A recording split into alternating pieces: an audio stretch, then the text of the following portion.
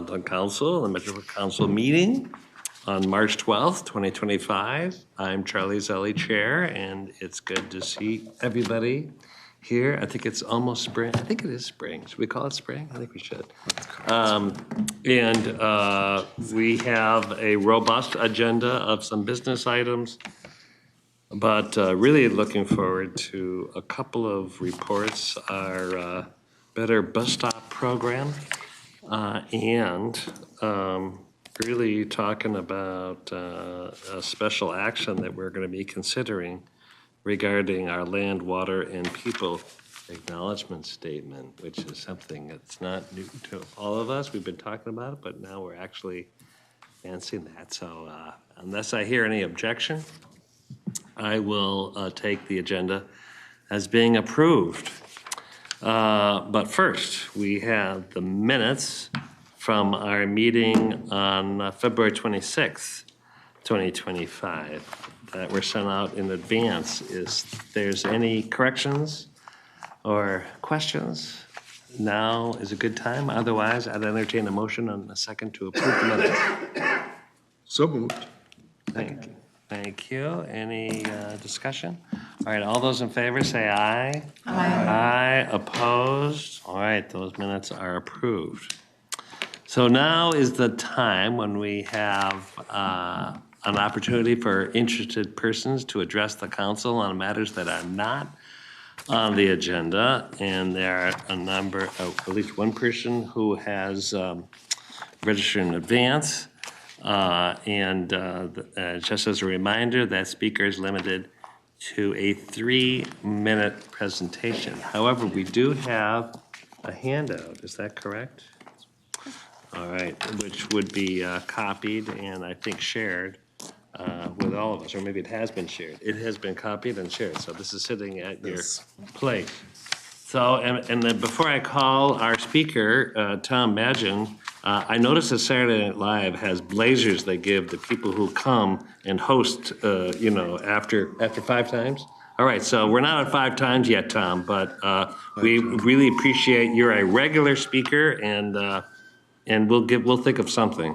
But this is I believe your 3rd time. So welcome, come, and you may address the council now.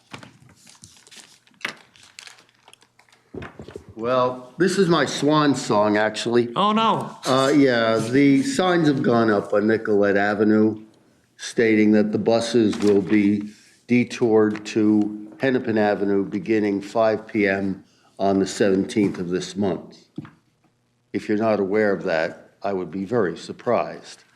If they are detoured to Hennepin Avenue, that is because of a particular event. Pardon me? No. Not permanent. No. All right, we'll clarify that, but we'd love to hear your talk. Yeah, there's no explanation. There's always an explanation as to why. And it was just a blanket statement. And I was in City Hall yesterday, and I went to the clerk's office and discovered that this decision was made back in December or January, the date was not certain, and that the city council conveyed to this council its desire that you begin procedure or planning to take the buses off Nicollet Mall, period.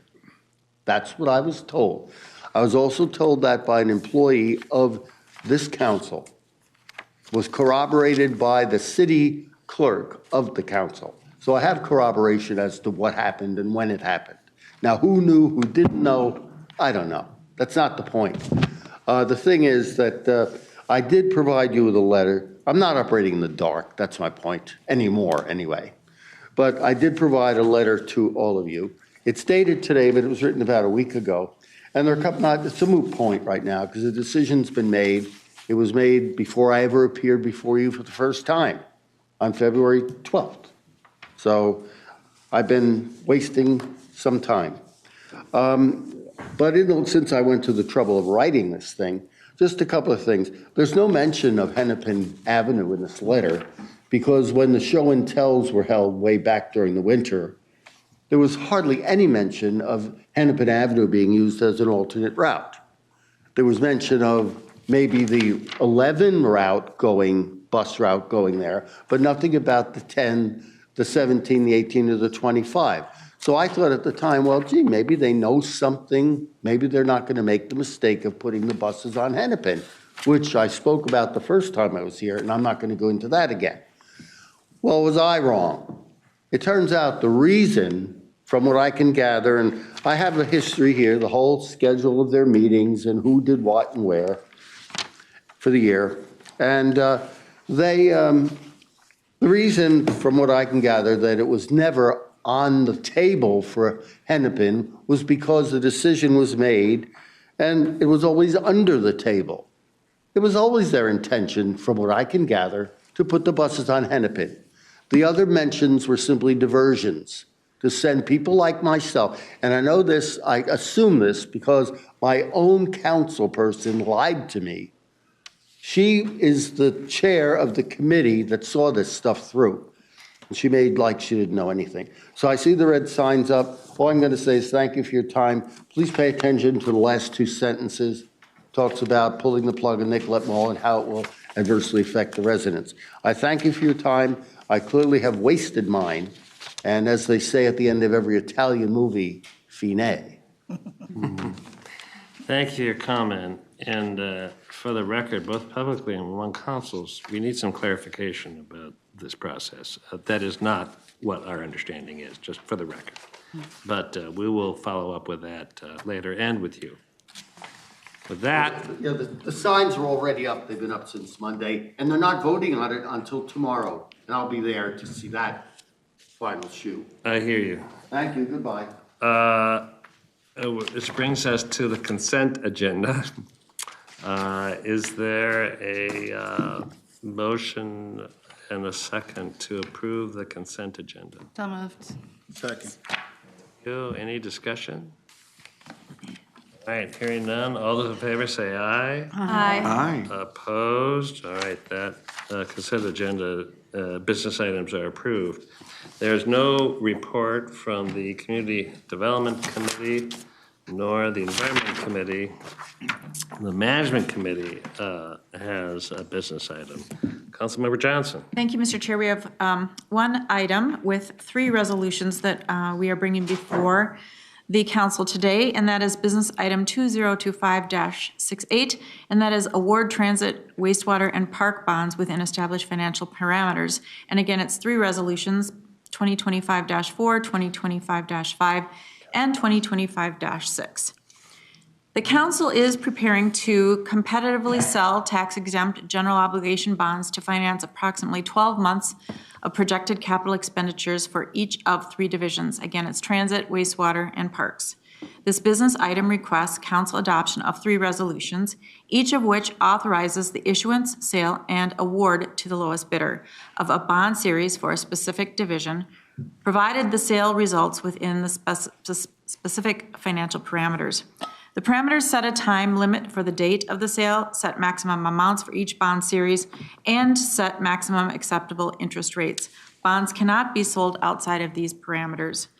Common to all 3 resolutions is the bonds must be sold within the next 90 days. The projected sale date is April 1st.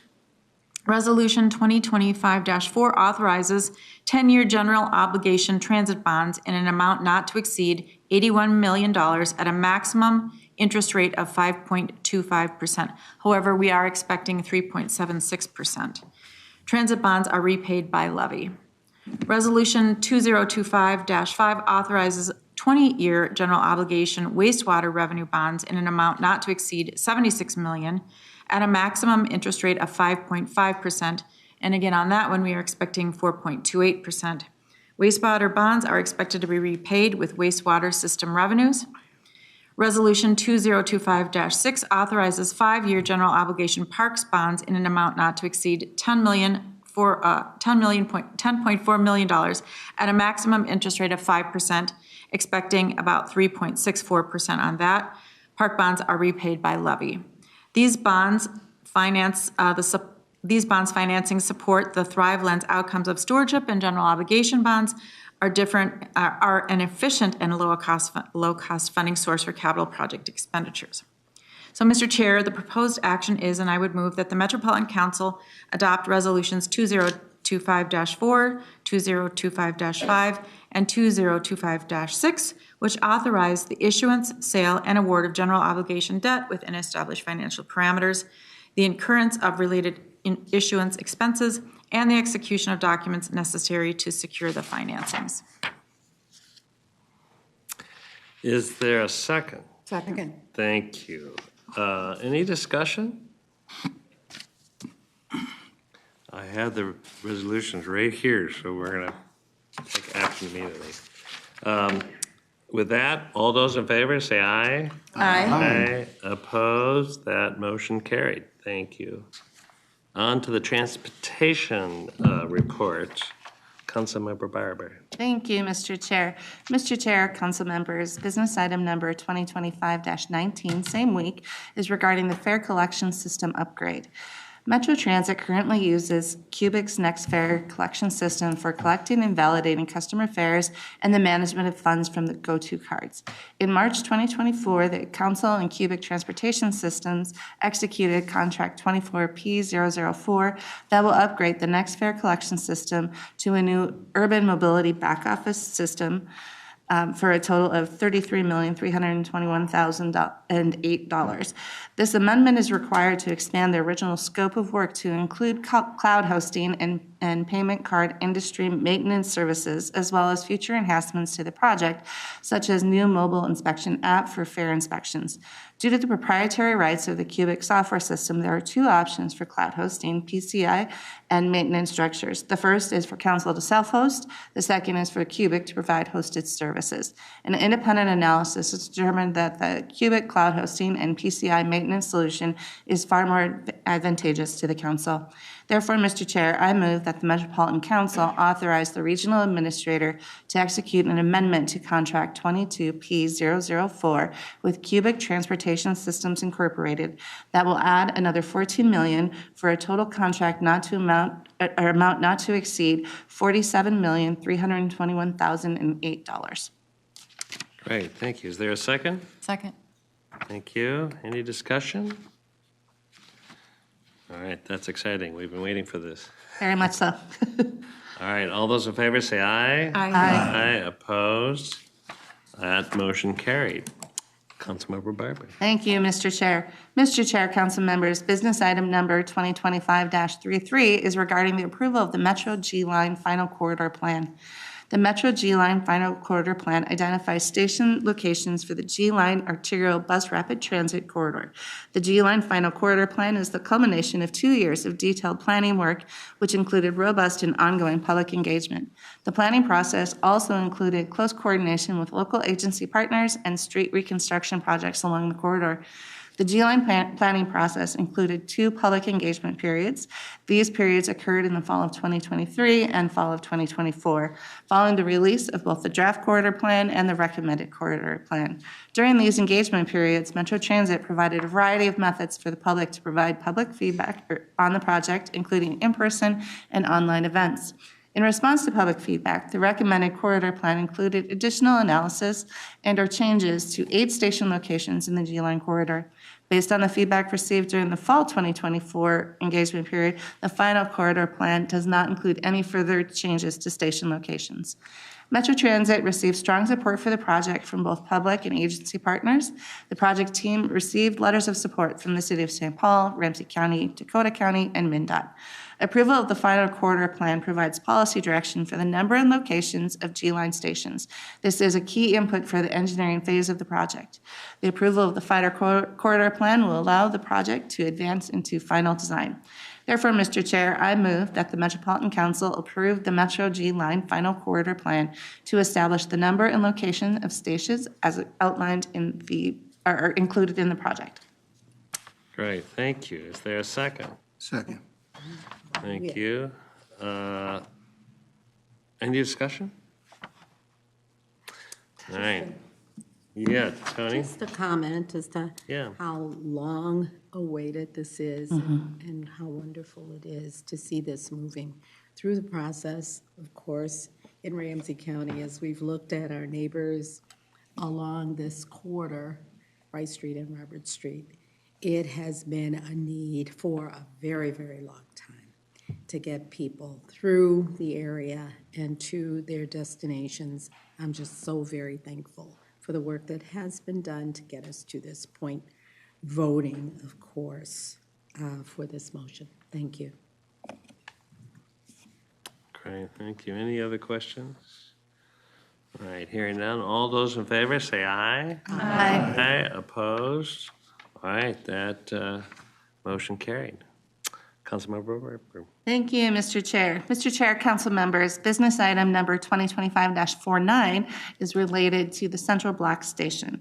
In response to the RFP for development of Central Block Station, Flaherty and Collins proposes to purchase Central Block Station to develop an estimated 130 million mixed-use project of 300 market rate units and 10,000 square feet of ground floor retail along Fifth Street.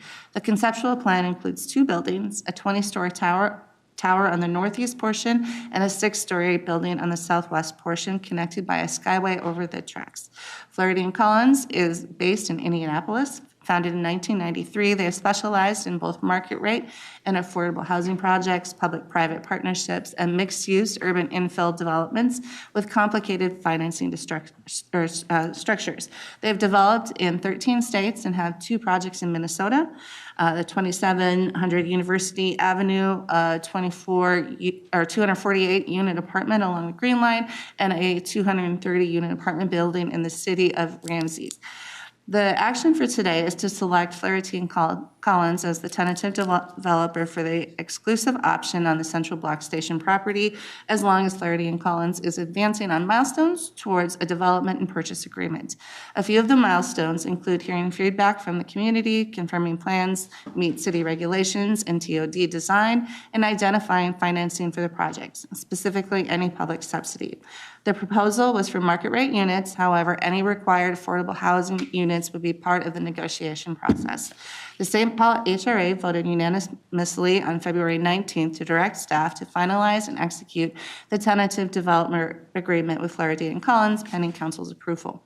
Therefore, Mr. Chair, I move that the council authorize the regional administrator to negotiate and execute a tentative developer agreement with the City of St. Paul Housing and Redevelopment Authority and Flaherty and Collins outlining key milestones for redevelopment of the Central Block Station, or Central Station Block.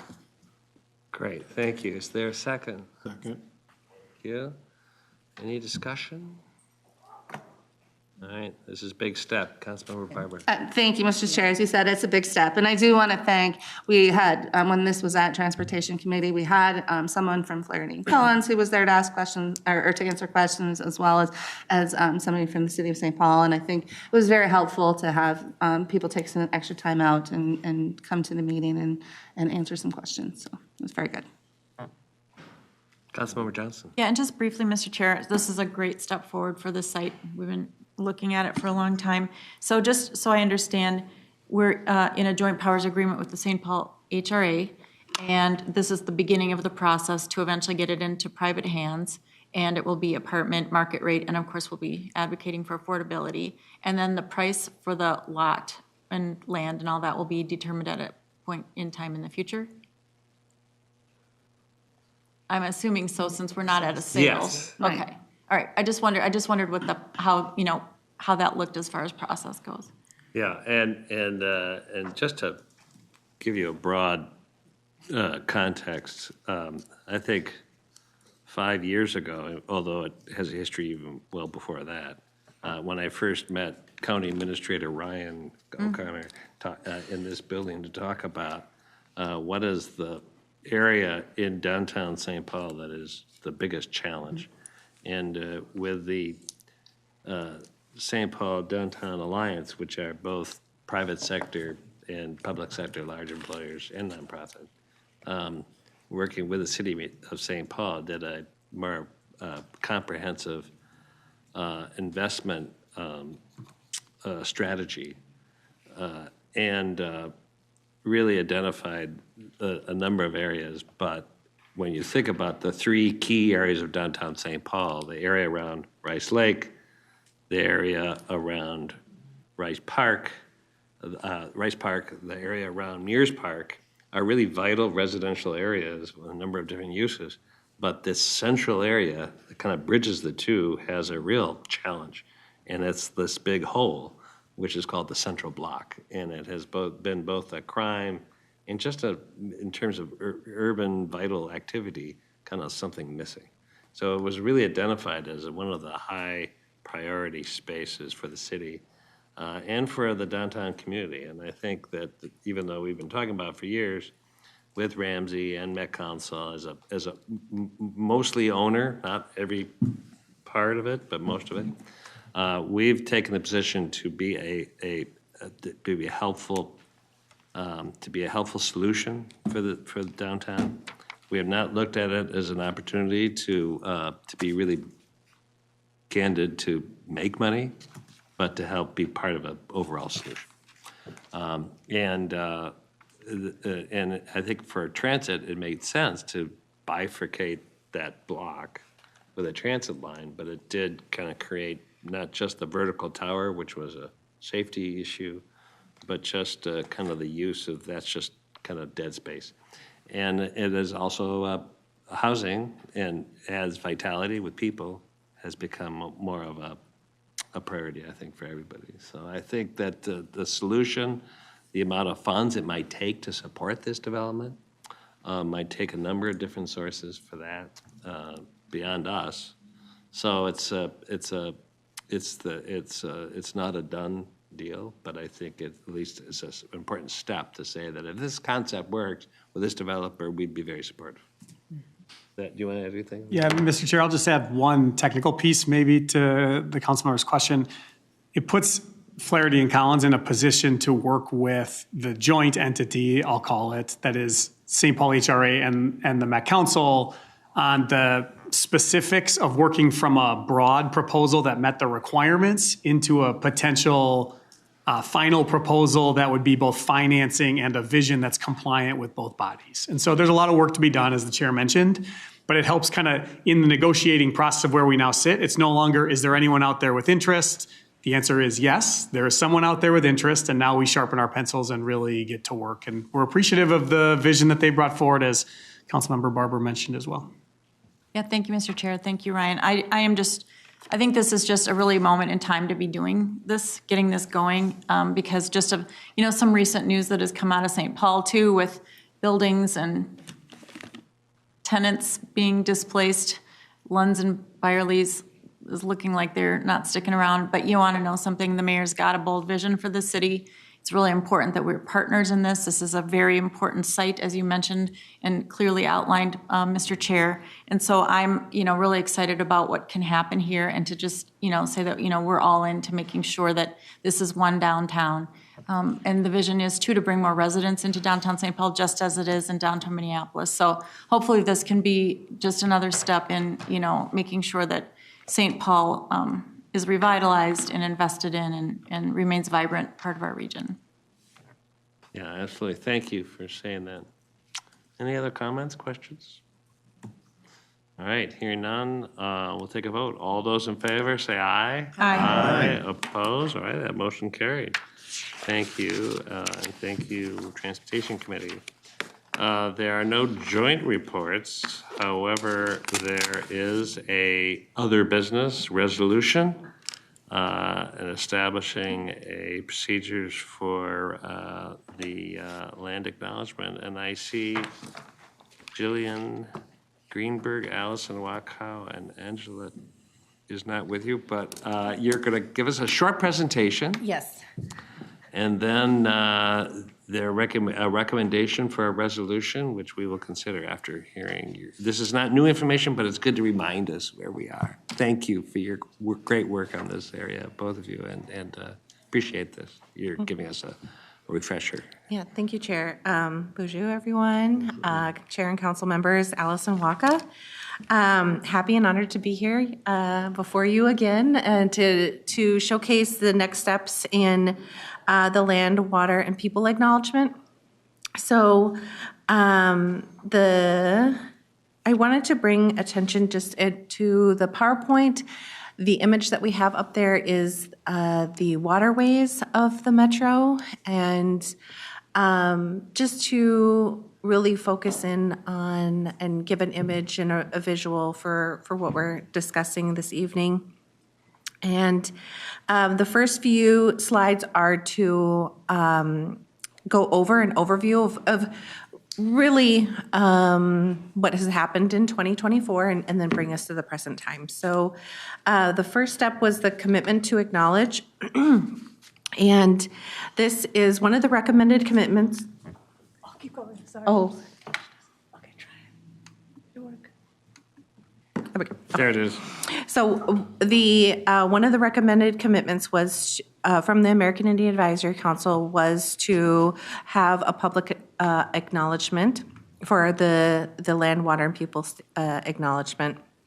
And thank you for the Imagine 2050 with the land, water, and people being included in that. And so one of the commitments was then to publicly recognize and since the 2050. Now, developing an acknowledgement statement. So September 4th, the American Indian Advisory Council presented and drafted the, and September 4th, they presented the commitments, and then October 16th, the statement was created that the American Indian Advisory Council created. And so so developing procedures for use is the Regional Development Guide work group drafted recommendations for the acknowledgement statement at their November 6, 2024 meeting. Thank you for that. And the Committee of the Whole discussed and endorsed those recommending procedures at their December 4th, 2024 meeting. And so I'm going to be reading these slides just to refresh what was presented then. So procedures for using the short statement that the Metropolitan Council will use the short land, water, and people acknowledgement as follows. Read by the chair of the Met Council at the beginning of every meeting at the Council's governing body and its Committee of the Whole. Read by the chairs of the Met Council standing committees at the beginning of committee meetings at their discretion. Read by the chairs of other Met Council committees and their council members and staff leading other public meetings at the beginning of meetings at their discretion. Included in written form on web pages that post agendas for Met Council and standing committee meetings. Included in the official plans of Met Council. Included in the new employee and council member onboarding and orientation and all employee internal continuing education. And adapted for use at the Met Council building and facilities. Procedures for using the long statement that the Metropolitan Council will use the long land, water, and people acknowledgement as follows. On a Met Council webpage about American Indian communities and tribal relations, where recognition or moments of reflection are appropriate and needed, and as part of the educational resources for employees, residents, and local governments. So the proposed action this evening the proposed action is to adopt the resolution in front of you. So thank you all for your continued support of this work. Great. Thank you so much. Any questions? Thoughts? We've discussed this in the past. All right, I'd ask for a motion to adopt the resolution in a second. So moved. Second. Thank you, thank you. Now, we have a motion on the table. I was waiting for Councilmember that Lilligren. critical threshold. So thank you, Mr. Chair, council members, and thanks, Allison, and everyone for the work that got us here. And it's, I just want to make the point that I love how in your report you connected this to the recommendations from the American Indian Advisory Council. And this is, at least the second council action, maybe the third, that we can connect directly to the recommendations. And as we heard from the American Indian Advisory Council from the beginning, they were wanting to see this kind of action and this kind of commitment. That's the word that came out of the very first meeting with the American Indian Advisory Council. And so now we can go back to not just the Advisory Council, but the community as well and say, look, we heard you. We're taking action. We're doing what you asked us to do. And that is so fundamental to the relationship building and the trust building that is really necessary with all of our communities, of course, and with this community in particular. So well done us, and I hope folks can support this today. Miigwech. Thank you. Thank you. Any other thoughts, discussion? I do think it's important to acknowledge that this isn't just something we thought as a committee. This has been a very deliberate process, as Councilman Lilligan has described, and it shows the power of this council. And I've always had personally some mixed feelings about land acknowledgements because it felt kind of as just words. And maybe that's not enough, and maybe that's hollow. But I've really learned along the way, with your help, that actually words do matter, especially if they're backed up by actions and commitments. So that, let's. I think we're ready to vote. So all those in favor say aye. Aye. Opposed? All right, great. Thank you all. That motion, that resolution is adopted, and our practice will begin. Thank you both so much. Now we're on to our information item, and Better Bus Stops is more than a slogan too. It truly is a series of actions, and it's been a process we've been at for some time. Councilman, Regional Administrator. Thank you, Mr. Chair. A public service announcement from earlier too, just as we're jumping into the presentation on the piece about Nicollet Mall. Best information we have as we're trying to think from a Timely couple information. different pieces. I think it's related to the St. Patrick's Day parade closure downtown. I just want to assure everyone, for the record, I was talking to the chief operating officer in Minneapolis 4 hours ago, and this was not a topic of conversation in any way. And so, there's a misconnection there, and we'll work to clarify that and see if we can follow up with the gentleman who testified today as well, so he understands that. But this is a temporary closure for what we believe to be the parade. Thank you. And we're kind of hijacking the agenda to get into announcements, but I think that this has been an ongoing conversation about Nicollet Mall. We're taking it very seriously about not having the transit experience suffer, although it's not our idea. It is one that we're being very thoughtful and accommodating toward. I think that is really applaud our staff because they have been both showing that balance of a backbone for our service, but also a willingness and flexibility to what would really enhance downtown Minneapolis. So I think that has not totally been resolved yet. And I've been staying a little bit close to those conversations, so that comes as a shock to me. But I think we need to clarify how we communicate the temporary closures, because there are temporary closures and there are on a regular basis. I don't mean closures, detours. Anyway. So that's a nice introduction to get to better bus stops, but we've really been looking forward to hearing kind of where we are today and kind of an update, and welcome. Thank you. Chair, council members, thank you for having us today. I'm Paul Lamb, a project manager in the Engineering Facilities Group. I'm Barry Farrington. I'm the program manager for Better Bus Stops and Engineering and Facilities. And we're here today to give an overview of the Better Bus Stop programs and also a recap of the highlights of 2024. So Better Bus Stop program is a multi-year program and a commitment to improving the customer experience at bus stops for local route stops. This is different, or what we're going to talk about today doesn't include BRT or LRT stations. These are more local route stops. And about half of the Metro Transit riders board the bus at local stops every day. It's about 75,000 riders on average during a weekday. And we recognize it's important to provide a good, accessible, welcoming experience at the bus stop. So this program started several years ago, and we continue to make improvements every year.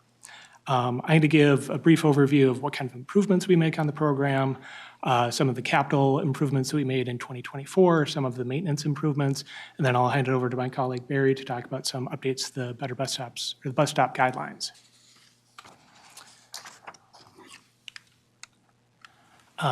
In general, the Better Bus Stop program focuses on 4 types of improvements to bus stops. The first is providing a paved boarding area at the front door of the bus stop so that people can board safely and also not get muddy or wet as they're boarding the bus, and also lighting the bus. Providing shelters at higher ridership bus stops to protect customers from inclement weather. Providing light at bus stops where there's a large number of boardings, either at the dark or early hours for safety and also to help operators better see customers in the shelters. And finally, providing shelters at higher boarding stops, heaters at higher boarding stops to provide some comfort in cold weather. And today we have over 9,000 bus stops in the area that Metro Transit services. Of those, 800 have shelters, 330 of those have light, and 140 of those have heaters. In terms of capital improvements, physical things we were able to get done this year, we were able to install those paved boarding pads at 81 stops. That's both through Metro Transit-led projects and with our planning group's coordination with roadway agencies as they do roadway construction to include that in part of their projects. So thank you to our roadway partners. Adding shelters at 6 stops that haven't previously had them. Replacing shelters that are getting near the useful age of 20 years. We replaced 28 of those this year. And then we're able to add heat or light at 37 shelters that previously hadn't had those. And again, these are just for regular route bus stops. This doesn't include any of the improvements made for the B line, E line, or Gold line, all of which will be opening this year. And then for construction, so things that were a little bit out of the norm this year, we were able to deploy solar light at 40 shelters to provide light in the shelter without having to connect to any hardwired power. And then we also partnered with a advertising contractor that we have an ongoing contract with to install digital advertising on 30 shelters in the area. And they're newer shelters. They also provide a digital ad panel, not just for advertisements, but also for real-time transit information. And for bus maintenance, we rolled out a new online form on our metrotransit.org website. This makes it easier for people to enter information about cleaning or maintenance needs at stops. It also helps our back office better track and create work orders to address those issues. This year, we had over 1,000 maintenance issues brought up through this service or this portal, both by community members and by Metro Transit staff. And again, it made it easier for us to receive that, create work orders, track, and address those. And on average, those issues were addressed within under 3 days, 2.7 on average. And then we were also able to address 92% of the graffiti incidents at shelters within 1 week, and most of those were removed within 2 days. And then across the region, we were able to clean 94% of shelters at least once a week. At higher boarding stops, those are cleaned more than once a week. And with that, I'll hand it over to Barry. Thank you, Paul. Now I'm going to talk about how we prioritize where investments happen across our system. We have a big system, and we need to strategically, consistently make our investments and communicate transparently about why we invest in the bus stops where we do. So last year in 2024, we updated the guidelines that we use to make these decisions. And this applies, again, as Paul said, to regular route bus stops, not to BRT-type shelters. So we posted this update in November of 2024. You can find it online. Prior to that, the guidelines were revised in 2018. We undertook the project this last year to update them as we re-examined ridership and service in this kind of post-pandemic time, and as through Network Now framework, service has adapted. We have this vision. We wanted to make sure Better Bus Stops also adapted with those changes. The update also addresses and acknowledges that we have additional funding and commitments through the Regional Transportation Sales Tax, which does speak specifically to bus stop accessibility and transit shelter investments. Okay. I'll just cover some of the highlights of what has changed in the guidelines. So for adding a shelter to a bus stop that did not previously have one, the older guidelines looked for at least 30 boardings per day, so people getting on the bus per day on average, to consider adding a shelter. So we've adjusted that threshold to 20 or more daily boardings. And so by moving that downward, we've expanded the pool of stops we can consider adding shelters to. Once we have that pool of stops that meet that criteria for boardings, we can then prioritize based on equity considerations, so demographics near the bus stop, such as people with disabilities, age. We also look at bus stops where there are more transit transfers. So transfer points are where Metro Transit has decided a person needs to wait there. So we want to really focus on the facilities at that spot. And community destinations, so for example, parks or libraries. There are about 220 bus stops that don't have shelters that meet that 20 or more boardings criteria. And so that's a starting place for year after year programming a reasonable number of bus stops to make improvements to, both in terms of capital investment and ongoing maintenance. The guideline for adding light is that we'll consider adding lighting to bus shelters where a source of power is readily available. That could be solar lighting. There's a photo here of a solar panel on top of a roof powering a shelter light. Perhaps there's electricity around the corner at a metro station. That could be a transfer point environment. Sometimes we can connect to a street light with the support from the local city or county. So that access to power is an important piece of the puzzle, the technical feasibility. We also are prioritizing stops based on the number of riders waiting there when it's dark outside. If an issue is brought to our attention about personal safety and it's lighting in the shelter could help, in concert with other departments at Metro Transit, we evaluate that and we can look at adding light for that reason as well. So there are about 150 shelters that kind of meet that higher ridership when it's dark outside that we'll incrementally keep adding light at. So then finally, for adding heat, previously the guidance was if there were 100 or more daily boardings, we could look at adding heat. We've adapted that to look at transfer points specifically and then 70 or more daily boardings. Adding heat takes more time, it is costly, it's more infrastructure. We really need to consider that bus stop is permanently important in the system. So that's why we have a higher standard, I guess, or a more rigorous screening to consider adding heat at shelters. There are about 60 locations that, under this guidance, would be good places to continue looking at adding heat. So this is a table that just summarizes what was in the previous guidelines, what's in the updated guidelines, kind of bolding what has changed. You can review the whole guideline online, it's there. But the big picture is that we have expanded the number of stops. We can look at making improvements kind of in relationship to our service changes and our commitments. Here's a metric that we run every year about the availability of shelter, light, and heat for bus riders. And in this case, this applies to bus stops, regular buses, as well as BRT stations, BRT service, park and rides, transit centers, so all bus riders. So the blue bars show availability of shelter, gold is light, and red is heat. We started this metric in 2016, and generally every year it has climbed, so we're at 71% of bus boardings are happening where there's shelter, 50% where there's light, and 40% where there's heat. We do also run this as an equity metric, which you can view on MetNet, and we continue to see that the availability of shelter, light, and heat is similar or higher for bus stops where residents are Black, Indigenous, or people of color, so we are meeting our equity goals for this program.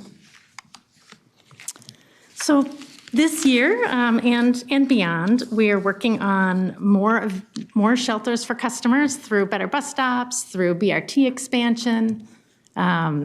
We continue to coordinate our bus stop improvements more and more with roadway authority projects. Like Paul mentioned, we got a lot of accessible boarding areas built in partnership. And we communicate with local cities every spring about the capital improvements coming up in their communities.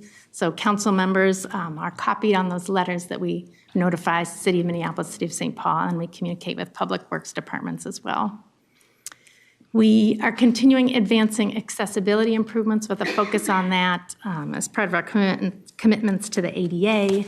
And just that, as Paul noted, that half of customers are boarding at bus stops. It's really important that we get our bus stops accessible. Well, thank you for your time, and we'll take any questions. Well, we'll start over here. Councilmember Carter. Yeah, my question. First of all, I want to say thank you as somebody who stood on the corner many days without a bus shelter where I grew up. And so I want to thank you for the comprehensive plan. The other thing, concern that I have is the heated shelters. How do you allow for those shelters becoming a magnet maybe for homeless people? And I know, do you have an added plan or approach that you use when overseeing those shelters? Mr. Chair and members of the committee, that was something we, when we updated the guidelines, we've talked a lot about, is how to address times when people are using shelters for purposes other than transit, and it's not appropriate for transit customers to be around that. So some of it is urban design. Can we open a shelter to the street so there's more visibility? We've switched out a lot of glass from a patterned glass to a clear glass. Adding lighting is an urban design option. More visits from staff, whether that's maintenance or our Metro Transit Police. Sometimes partners can go visit. And sometimes, as a strategy, we have temporarily removed benches. We've temporarily removed shelters to disrupt patterns of behavior. And we are working on better communication, more communication around, posting a shelter. This shelter is going to come down for that reason or come out temporarily. I think it's tough for transit riders when a shelter is gone, but it's also hard when your shelter is being used in a way that you don't feel safe waiting there yourself as a rider. Yeah. On the other side, it also could become, with that problem, a contact port to interact with those folks and offer them services. And so, there's the other side of that coin. Thank you. Councilmember Cedarburg. Thank you. So I was listening about the putting in bus shelters, new ones, and they don't automatically come with lights, correct? Do you wait to see? So I'm just thinking long-term, operationally, why don't they just come with lights? Put them in, you've got the people there as opposed to retrofitting, bringing people back. You're gonna do construction, you've got, you're digging in the ground, you're putting stuff in. Maybe that's the cost of maybe 2 other bus shelters that don't get done, but it just seems to me, do it once and you're done, and then think about the heat if you need it. But why don't we just have a standard where they all have lights in them going forward? Chair and council member, I guess the reason is because the type of work that's needed for construction for concrete is different than trying to connect to an electrical. So that's something that, as we have so many sites across the region that we are trying to provide some level of amenities to, we are trying to focus on areas or locations where light is, or there are more riders early in the morning or late at night for light. That being said, when there are areas or when there are locations when there's a new shelter going in, or we've gotten from our planning group saying that there's enough ridership for a shelter here, if there is enough of those dark boardings, then we will try and get light in there.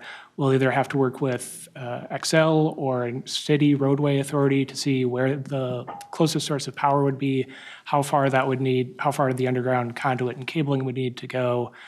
I guess it adds a couple of levels of complexity to that. And there are some shelters that we are able to install on existing concrete or existing sidewalk.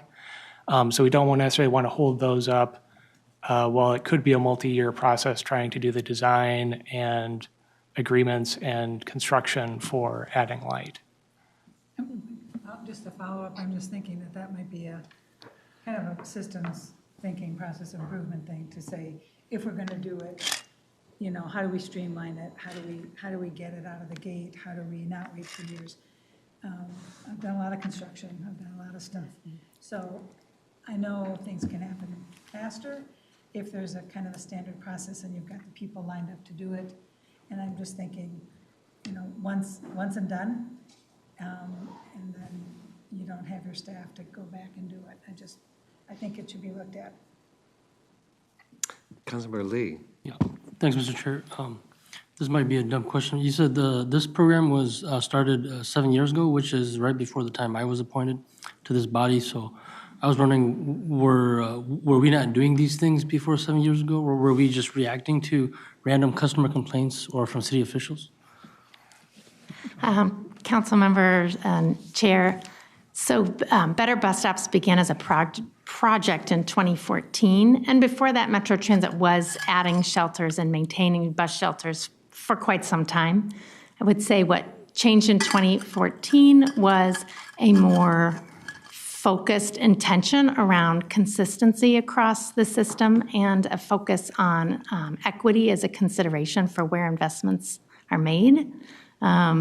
But Metro Transit has had bus shelters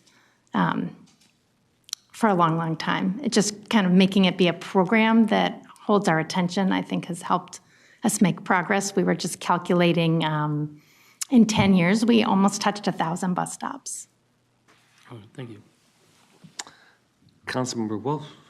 Thank you, Mr. Chair. So in going from a guideline of 30 daily boardings to 20 daily boardings for a new shelter, are there still any stops that have more than 30 daily boardings that don't have a shelter right now? Have we cleared that whole slate, or do we still have people pending? Chair and members of the committee, there are stops that have 30 or more daily boardings. We did not clear the slate. We expanded the pool. Follow up, Mr. Chair. Are we going to try to get the 30-plus ones done first, or is there some reason why those stops have not been given a shelter? Do you want me to do it? Sure. Okay. Chair and council member, we are going to continue to work on those. There are some locations that are problematic in terms of the amount of space available for both a shelter and a pedestrian access way. There are some locations out there where between the back of the curb and the property line, there's less than 8 feet of space. So we don't have a shelter small enough that would provide some amount of shelter and provide a sufficient pedestrian route. There are also some locations where there are underground utilities that are problematic for us trying to place anything, utility access points. So that is something that we do look at every year, and we try and go back to and look and see if something has changed, if there's a roadway project that's coming up that we can see if there can be some changes made, see if construction costs have gone down to make some of the improvements that we looked at previously there, and due to changing conditions might be more reasonable to make now. But I think that the plan is to continue to look at those ones which have more than 30 boardings a day, but then also look at the ones that under this newer threshold and try and get as many done per year as we can. Councilmember Lilligren. Oh, thanks, Mr. Chair, and Barry and Paul, thanks for your work on this, and to the people who are also working on this. And I have a question about, as we implement these new guidelines, the level of engagement of the communities around these stops, and just living in a high transit using area, having represented one on the Minneapolis City Council, I was often asked to engage or intervene on issues of shelter placement and things. And I remember there was a shelter proposed to go in front of the display window in a busy corner of a business that relied on the window displays to generate commerce. And the business owner alerted the community, who then came to me as a city council member. I engaged with people within Metro Transit. We were able to shift the shelter to the next building over that had no windows on Franklin Avenue and arrange for a smaller shelter. And then the day that that shelter was going to be installed, my phone rings at 7 o'clock in the morning. And it's my very alert peeps out in the community going, they're putting a giant shelter right in front of this business's window. So I threw on some jeans, grabbed my city ID, biked over there as quickly as I could. I'm like, stop, stop. And all the while calling management within Metro Transit. So we got it straightened out. The right size shelter got installed and in the right spot. So it was a happy ending. And, but it just, there's a lot of that kind of sort of local, maybe subtle, nuanced community interest, even talking about lights. You know, there could be reasons of light pollution or the impact of a lit shelter in the exact site of the shelter, depending on the surrounding uses. So it just, I think it benefits us to be in communication with the local communities, property owners, business owners, residents, as we put these in. So I'm just wondering with the new guidelines, where that kind of community engagement fits in. Chair and council members, we have a standing process for communicating to the immediate property owner before construction occurs, before a shelter is placed. Yeah, and Chair and committee members, or council members, I guess just to elaborate on that, we do send, as we have either designers go out and look at sites or staff, we do try and not put it in front of a building road or building doorway, try and avoid storefront windows. As a trade-off, we also have to work with our operations staff and figure out where the bus stops and where the doors for the bus would be so that the shelter doesn't end up obstructing people trying to get out. But we do send letters out before shelter placement, before there's any type of construction. And we do get comments back from the adjacent property owners occasionally. And we were able to work with two property owners, I think both on Lyndale Avenue last year, where we did adjust the shelter location, we adjusted the size, we were able to go back to the designs and kind of reconfigure things to make one existing shelter that we were replacing open to the street instead of towards the building. So we do reach out usually before construction while we're advertising to let people know. And then we have been trying to accommodate the property owners' questions or requests. Thank you. Thanks, Mr. Chair. Councilmember Chambliss, then Barbara. Thank you. I have a question regarding the changes for adding heat. Can you elaborate on the criteria for deciding where the major transfer points are? As you know, if that's a criteria for adding heat, how many transfer points are there? And what's the process for deciding which ones are the highest transfer points? Chair and members of the council members, I don't know that number. I will have to get back to you on the number. But the way a transfer point is established is really in our transit information department, where they're deciding if you've ridden the bus and you hear the annunciator say, change buses here for a different route or this destination, we use that same data set. So it's staff that have considered and looked at ridership data and patterns to decide this is an important place to announce where to go from one route to the next. I would say it's a lot of places, but I will need to get you a real number.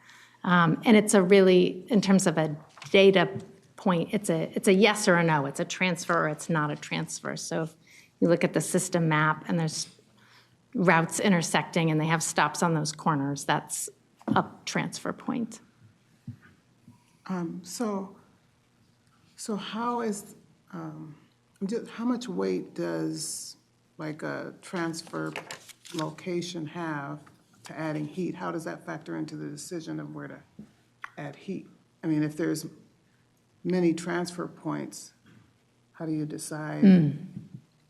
Yes, so we have our collection of transfer points, and then we look at those with 70 or more boardings, and then that has reduced the number of stops to consider to a more manageable amount.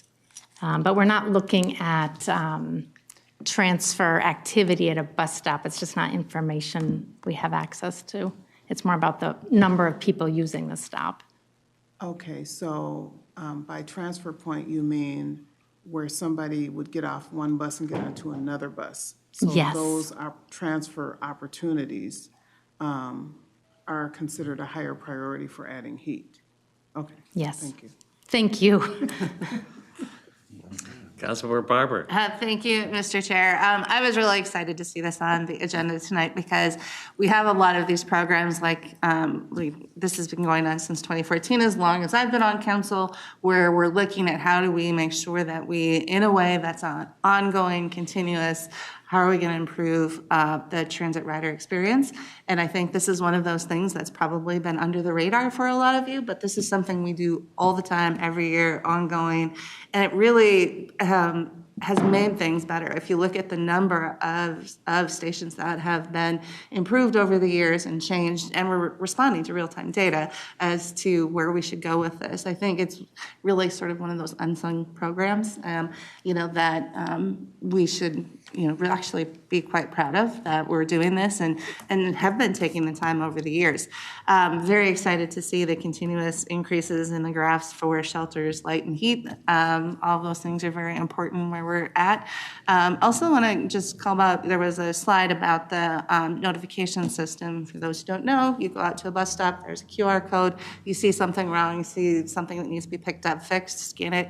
You can, get some into Metro Transit so people can get out there. Really glad to hear the short time it is to do that, to make those repairs, because 1,000 plus notifications is a lot, and that means that because it's a dynamic system, there's a lot going on. And then, other ways, I'm glad to have the conversation too about community involvement, but another way that you all can participate if you want is we do have an Adopt a Stop program where you can go out and help take care of the stations in your neighborhoods. So anyone would appreciate that. But very excited to see you guys here today, and glad everyone got to learn a little bit more about the programs. Councilmember Pacheco. Yeah, Mr. Chair and members, a couple things. One is that, this is maybe superficial, but I go through the neighborhood, they look nice. And it does, there's a little community value to that. Having something clean, something nice on this corner, even if you're just walking by, it just adds something. But the other question, I do have is in the picture on slide 13, you have a trash can there. How are they taken care of? Because I've seen some that were full. Chair and council member, Metro Transit manages or maintains trash at LRT and BRT stations. We don't do it at local regular bus stops. That's something where we partner with the city or municipality for. So Minneapolis and St. Paul, I know Minneapolis, we coordinate with them annually, let them know where shelters are. They'll put a trash can there and maintain it, and a similar thing with St. Paul. So those are maintained by the city. Sometimes they're part of a special service district in Minneapolis that is a slightly different looking trash can and different area, I think in St. Paul now as well.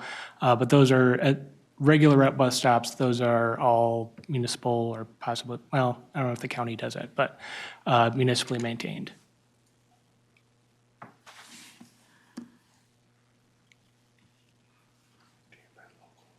Regional Administrator.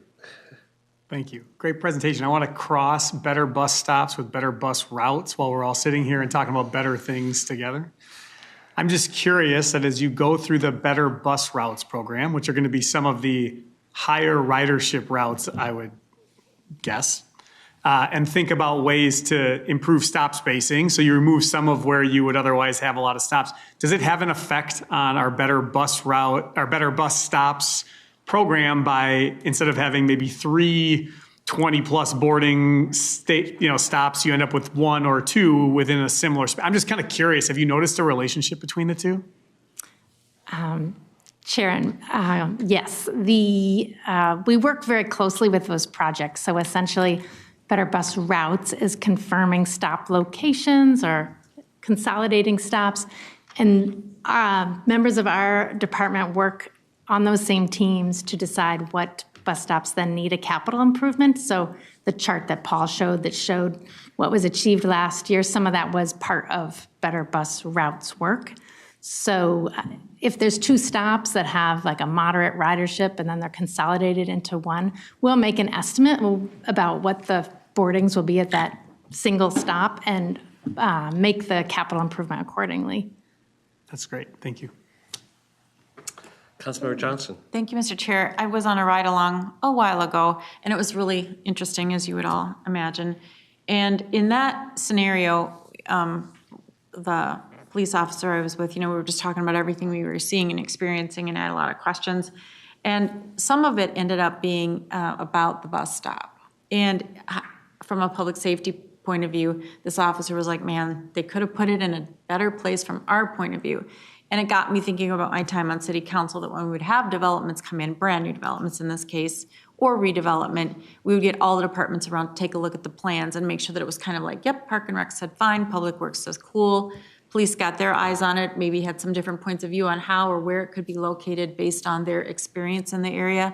And so I'm just wondering, is police or public safety brought into this too, as we're looking at better bus stops and calls for service? Or maybe the example was the business that it was located near was not a great business for a bus stop to be located by. So it was troublesome for the neighborhood. It was troublesome for police. And we were very aware of it. So is that also something that is taken into consideration when we're moving, improving, thinking about putting new in, replacing whatever?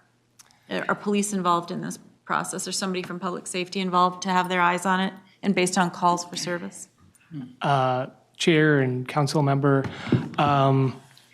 in some ways, yes, in some ways, no. We don't necessarily run the designs by Metro Transit PD for every site, but there are sites that we, when they're first identified, we let our customer relations and other departments within Metro Transit know. Sometimes we hear from them that there's a problematic stop, or there are a lot of police calls at that stop currently. And then so we'll kind of take a step back, look and see if that is something that we want to proceed with. Then we would check with the MTPD person for that area and find out. There's also an ongoing group, Champion Facilities, that looks at existing stops where there are reports of, non-transit activity. And we do look at let's see if there are any changes that we can make to try and address that behavior, whether it's putting clear glass in to make it more transparent, moving it around, possibly adjusting it 20 to 30 feet to get it either away from a location. But that is an area where we do involve, and we do have ongoing meetings with several different departments, including the Transit Police Department, to address those. Thank you. I appreciate that answer. It's great, your process, that they are involved potentially in some way. I guess I'm just trying to be more proactive about it, especially because I think we're trying to lean in with our trip agents and all the data that we're getting, and just again, having gone on one ride along, and there were several locations that they were like, wow, this is troublesome for us. So I appreciate that they get brought in. That seems more passive to me, and I'd like to have it be more proactive is all. And Ryan, do you want to add to that? Yeah, Councilmember, thank you for the question. So I just would say there are different levels at which these conversations also happen. This is a regular topic that the general manager and I will talk about. There have been spots too. There's two questions I would address maybe. The question of, do we work with municipalities at times or businesses or areas to think about where a stop location is for whatever reason, maybe not being right. And some of it could be congregating of non-transit activities. It could be other things. I could point to a week where we were sitting here and a question came in and Brian said, I can take a look at this before I'm too far away. And within a week we had adjusted where a stop location was because it made sense to them without harming the transit rider experience, which is another important part to that. And so I can think of some of those. On the broader piece, there's always a trade-off too between building structures that people will want to spend time in because it moves out of the elements with the broader societal ills that we sometimes see, and how to balance that. And the general manager and I are frequently talking about that from a strategy side, and how are you working with PD as a part of it. I can tell you she's thinking about it a lot.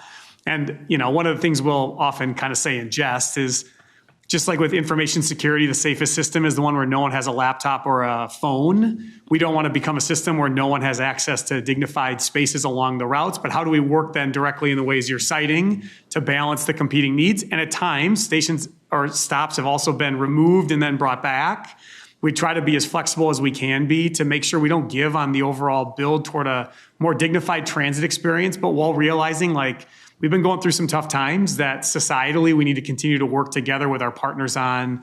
And it has led to us having to be thoughtful and strategic as we go. Thank you, I appreciate that. And the dignified space, and I'm not even talking about somebody needs to duck in somebody's door because it's super cold out. I'm talking about where there's a business nearby and it's a known drug dealing location, and that's problematic. Or, just an area that already has, a criminal element to it. No fault of the stop, no fault of the transit system, but that's the kind of stuff that I think was giving this police officer heartache. So it just was something that was brought to mind when I thought about making sure that that lens is on. And I see that you're doing a lot of that, and I just encourage you to do more. Thank you. Councilmember Carter. Thank you for This coming Carter. back to this Carter. Back to the left side. I appreciate it. This has been good information, and thank you very, very much for the work that's going on in our communities to maintain and improve, add, subtract, whatever. I wondered if you could go back to the question about sharing responsibility with our cities, and specifically as we look at the physical structure, not the shelter, but the pad around the shelter. I have to give credit to our maintenance team for responding to a call that I made as a result of calls from the community about a pipe sticking up out of the ground at one of our shelters. My question is, do we share responsibility at regular bus stations for the maintenance of that pad area? Or is that the city's responsibility? And then I've got another question following that about partnerships for bus stop maintenance. But if you could address that one first. Who am I calling when there's a pipe sticking up out of the pad? Chair and council members, I guess if you do see any issues at bus stops, please contact Metro Transit. For something where there is a pipe sticking out, I think we will send somebody out to cut it off and make it a safe environment, in some case regardless of whether it's our pipe or not. If there's nothing attached to it. Red answer. There are maintenance or repair. Yeah, there are, sometimes a sign post will get knocked down and it's stuck in the ground. Neither we nor the city want something that somebody could trip on and get hurt on. When it comes to, the concrete area of the boarding pad, that gets a little more, less clear in terms of, if it's a sidewalk area or a pad that the city has put in that's been there for years and they have concrete around it, that usually falls with the city. If it's a concrete pad that's specifically for a bus stop and surrounded by turf, that usually ends up being more, the concrete maintenance ends up being more of our responsibility. But sometimes it could be under a bus stop, but not our pad. Correct. Assuming, okay. I actually had two more questions. I've waited a little bit, so thank you. With respect to our recruiting Adopt a Stop participants, it's great for us to look at making that happen over time for stops that have been there for a long time. As we're putting in new stops and we have the opportunity to create new relationships with neighborhoods to be neighbors forever, that's a great time also, because the ownership, the concerns, the worries about what may happen around the stop are very vibrant during new installations or even changes of lines. And so I would encourage us to have those conversations then and to maintain communication as we're improving a line so that we are able to encourage and get enthusiastic partners for that. That's one thing. Just a comment. And then the other thing is, as I look at the guidelines, and we're talking about the guidelines for adding or removing or adding light or heat or accessible boarding pads, and I also note that we have linked this to maintenance and repair. of these stations, are there guidelines that I should be looking at for maintenance and repair is kind of clear, fix it if it's broken, I assume, but for maintenance in particular in terms of cleanliness and the like? Councilmember, Paul had mentioned that the standard for a bus shelter is to clean it once a week in terms of a preventative maintenance visit, and then power wash it twice a year. So that's like the baseline for stops that have higher ridership, like Fifth and Minnesota, that's a daily visit. Yeah. So it does depend on the use, but minimum guideline is once a week for preventative maintenance cleaning. And I have noticed that we are doing a much, much better job ensuring that stations are clean.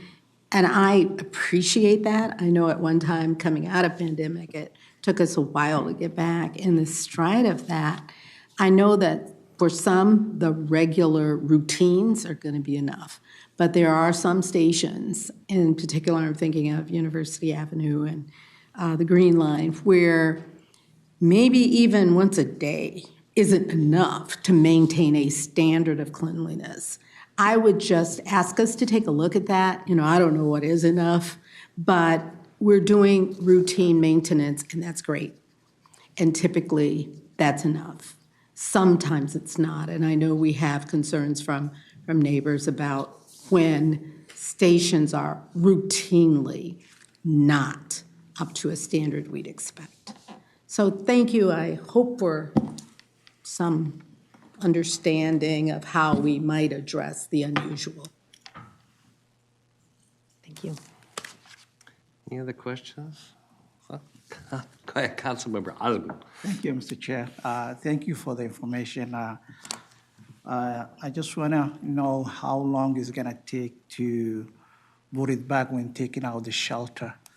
And also, if there is any initiative or program or any partners that can provide services for those who take in the shelters for non-transit activities.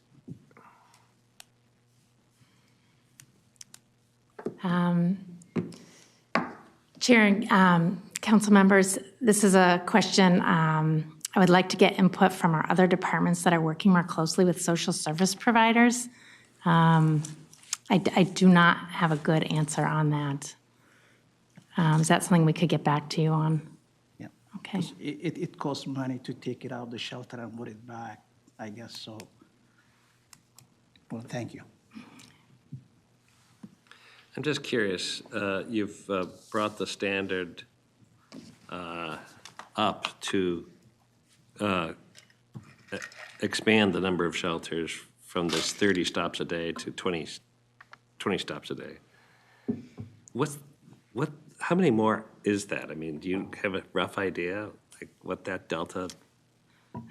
Yes, Chair, it's about 120 bus stops is what we Maybe you expanded. mentioned that, 120. So that's a pretty significant commitment.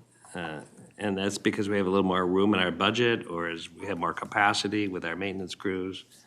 Chair, I would say a couple of reasons. One is just, how has ridership shifted since 2018 when we set the standard at 30? There were hundreds and hundreds of bus stops that had that minimum ridership. Ridership has changed, so we adjusted accordingly. There's the regional sales tax commitments. Right. And then just a desire to keep doing more. Ridership changes all the time. Like this snapshots that we've said today is based on latest available data. So those numbers could shift, and we wanted to pick a threshold that seemed workable and reasonable, knowing that ridership could increase some.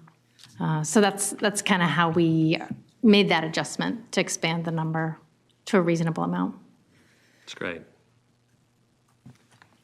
Any other interest, comments? All right, well, thank you so much. I really appreciate it, and I think we all, you can tell from our questions and our interest, we're all ambassadors and riders and customers, and I have the affliction of staring at buses when I walk by. It's just something I do. And I take a great amount of ribbing for my family because I'm always like counting passengers or looking at the number and who's running it. And I saw myself at an intersection staring at a guardrail a number of years ago. And my wife thought, oh my God, you're really gotten sick, you're looking at guardrails. But I have now got a new practice of staring at bus stops and bus shelters. And I have to say, it's much more interesting than guardrails, but also really important because it's the human experience of our cities. And I know that there's great variety, but it seems that over time, they've really been improving and you notice. And that's the result of your great work, so thank you so much. With that, we have, I have no additional comments, but maybe others do. Councilmember Pacheco. Okay. Mr. Chair, members, I was attending the Minneapolis Regional Chambers breakfast meeting today. And yes. And I did run into somebody from the Citizen League, and she let me know that they are honoring Peter Bell, April 10th, I believe it is, and she would encourage any of the people from the Met Council that would like to come out and join that we should, consider it. I've known Peter a long time, so I'm going to. It's a great event, and they honor a couple of civic leaders every year, and this year I know Peter's one, and we all look at his picture every meeting. So but he played a really important role in Met Council. So that's do you know the date? Well, It's the 10th, I think. The 10th. Okay. It's on the Citizens. It's on my calendar. Yep. Yeah. It'd be a great event. Thanks. Any other reports? All right. Regional Administrator? Just one, Mr. Chair. As an O'Connor, I'm obligated to remind you all, it's St. Patrick's Day next week. If you choose to celebrate, there will be free rides on the system. It's being advertised on the Metro Transit website in partnership with Miller Coors or Molson Coors, I think is what it is now. I can't keep track of my consolidation of the beverage industry. Free rides start at 6 p.m., run through the evening. There's some later than normal trains planned as well to get people home safely. And this is good news in that some of these partnerships fell away for a while over the last number of years for whatever reason, and we're really happy to see them come back. So just wanted to highlight that, and kudos to the team for working to make sure they can get as many people home safely on a big night as possible. And it's a weeknight. I want to remind everyone it's a weeknight, so celebrate responsibly. Thank you. He cringes. Ms. General Counsel. Mr. Chair, council members, I will pass. All right. With that, it's still light out. The sun is out. Enjoy your evening, and this meeting's adjourned. Good to see you all.